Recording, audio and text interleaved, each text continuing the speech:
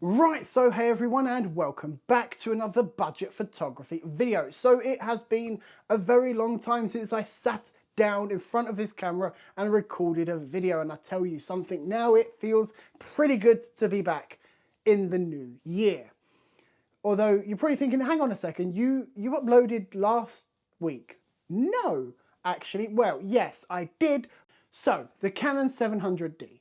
Is it any good in 2023? In short, yes, it is. If that's all you wanted, off you go. I'll see you in the next one. But if you want to actually know more about the camera, then please stay tuned. So, the Canon 700D, we have an 18 megapixel CMOS sensor with one of my favourite lens mounts, the EF and EFS lenses. That little white dot just there. The little red dot is the EF and the white dot is the EFS, meaning we can handle EF and EF lenses. Now, the difference between the EF and the EFS, this is EF, this is EFS.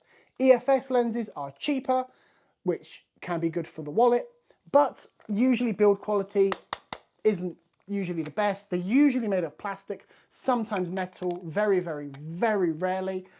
Usually have a plastic mount here at the bottom. This is the 18-55 kit lens, which comes standard with the 700D. So the 700D actually is one of my favorite cameras. It was my first ever camera that had continuous autofocus for both photo and video. And if you're wondering what continuous autofocus looks like, well, look at the video that you're watching. That is exactly what I've got right here. As I move around the frame, I am being tracked by the autofocus, and if I move backwards, I'm still being tracked by continuous autofocus. Now, the camera that I'm using to film this is a lot different to the 700D, but it still remains exactly the same. You can move around the shot and the camera will follow you continuously. Continuous autofocus can be really good if you're, well, self-shooting. If you're not and you want to rack focus, so if I just turn off the autofocus, it shouldn't, I think that's doing it. I'm still not used to this lens. Yeah, this isn't working. Let's just try now. Yeah. Oh, no, that's, ooh. And as I just mentioned, continuous autofocus, yes, in video mode. It has video mode. Now, it's not 4K. Bear in mind, this is a sensor from over 9 years ago. So we do only have 1080p, but 1080p is still really, really good. And the image that it actually produces is still really nice. We've still got them really beautiful Canon colours at 24 and 30 FPS. Now, we can bring that down to 720p if you want to bring up the FPS to 60 FPS. I wouldn't recommend going to 720p because, well, it looks like absolute crap. But it does have the possibilities to shoot 60 FPS, but only in 720. So, yeah. Now, battery life is one of its real strong points. We have the LPE8 battery, which is an okay battery. You can get third-party batteries for this camera, which I would personally recommend getting another battery. Maybe not third-party. I always have used third-party and have always been lucky enough to get a fairly decent-ish battery life around the same time, same amount of shots as the original Canon one that I have right here. These are about 50, 60 quid from Canon themselves. So if you want to fork out all the money,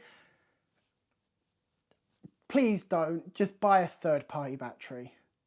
But do it at your own risk because this isn't worth it. Now, the Canon 700D is not designed for sports, and it shows. Well, it's an entry-level-ish camera. But we do have 5, yes, count them, 5 FPS. But it does then slow down. So you get a and then it slows down. And you'll hear it. And then it goes, do again. And then it levels out at this, which is not too bad. It's not amazing, but it's definitely not sports. And to reinforce the fact that this is not a sports camera is, well, obviously the body and also the fastest shutter speed that this camera can achieve is only 1/4000th of a second, rather than something a lot faster, such as the 1D range, which shoots 1/8000th of a second.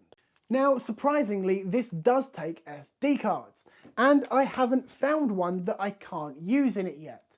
All the SD cards that I've tried have all worked perfectly, which is really good, which means it takes a nice wide variety of SD cards.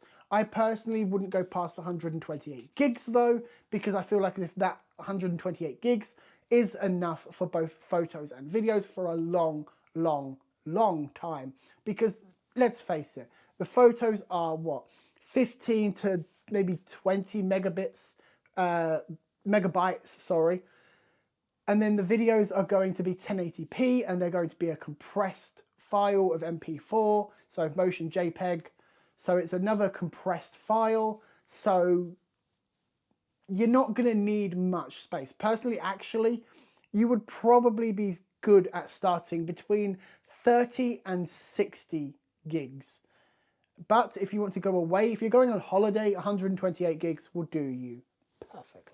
Now, like everything in 2023, it is a touchscreen, meaning you can, although it's going to call me a liar now, there we go, meaning you can touch the screen and change the settings on the screen. You don't have to use the hand controls.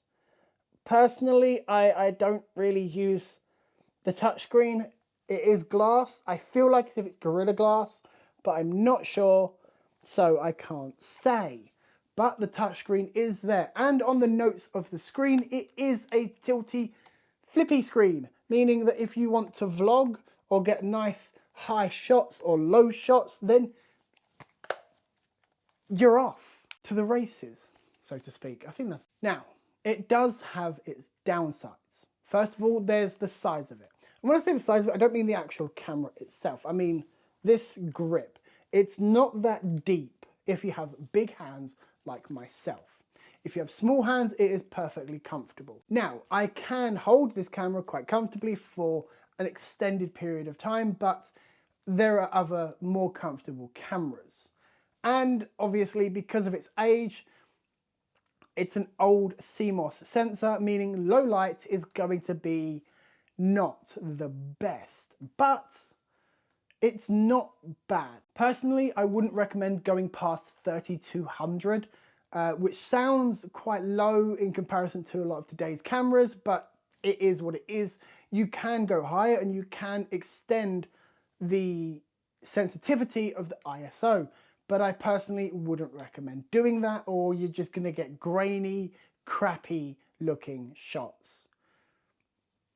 It's a fact of the camera, unfortunately.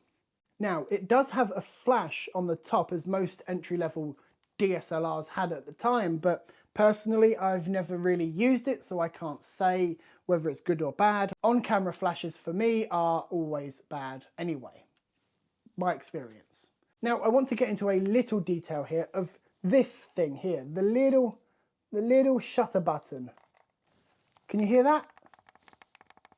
It's nice and clicky.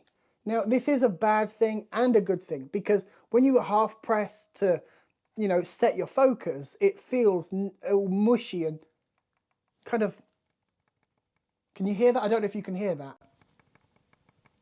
It feels all mushy, but then when you actually click, there's a nice tactile click to the button, and it feels really nice. Now, in 2013, this camera would have set you back £625. You can now pick this up for around £200 to £300 with lens and £190 without lens. Personally, I would go without the lens, save a bit of money, and don't use the EF-S 18 to 55mm because, well, I've got one and it's a pile of crap. Yeah. So, the Canon 700D in 2023, is it any good? Yes, it is still really good. It has some flaws, but what camera doesn't? Anyway guys, thanks for joining me in this video. I'll see you in the next one.